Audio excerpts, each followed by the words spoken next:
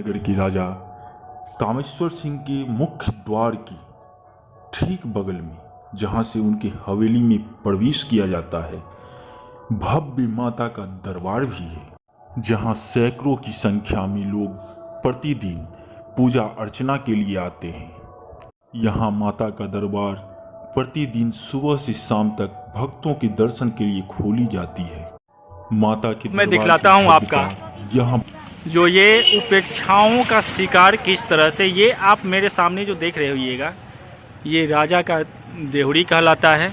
और राजा जब भी आते थे दरबार से या किसी काम से बाहर से, तो वो इसी गेट से, जहाँ उनके सारे कर्मचारी, उनके दरबान, उनके नौकर चाकर सारे इकट्ठे होते थे, और वो इसी दरवाजे से अपने घर तक जाते थे, अपने आंगन में जाते थे।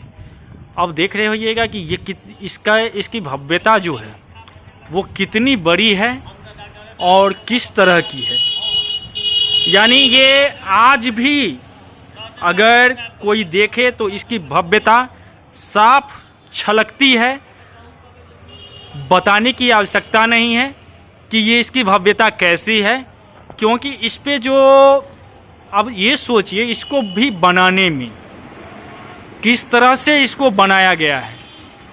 यानी इतना भव्य, जो अगर इसका मेंटेनेंस आज किया जाए तो ये बिहार का, और बिहार ही नहीं, अगर प्रसारित किया जाए तो हिंदुस्तान का सबसे बड़ा पर्यटन स्थल ये बन सकता है। आज लोग जिस ताजमहल को, जिस भूल भुलैया को देखने लखनऊ, लाल किला को देखने दिल्ली आदि शहरों में जाते हैं, वो यहाँ आकर भी देख सकते हैं कि हमारे भारत की विशालता कितनी बड़ी थी, हमारे भारत का धरोहर कैसा था, हमारे भारत का निर्माण करने वाले लोगों ने जो भारत का निर्माण किया है वो किस तरह से किया था। ये इसकी भव्यता है। अभी आप देख रहे होइएगा कटीली झाड़ियों से इसको घेर दिया गया है, कारण यहाँ से अंदर भी हम नहीं जा सकते।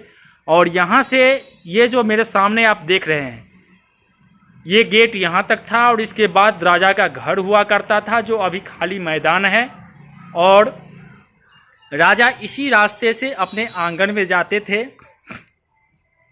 जहाँ उनका परिवार रहता था, उनकी पत्नियाँ रहती थी, उनकी बच्चे रहते थे। तो ये हमारे भारत की विशालता है।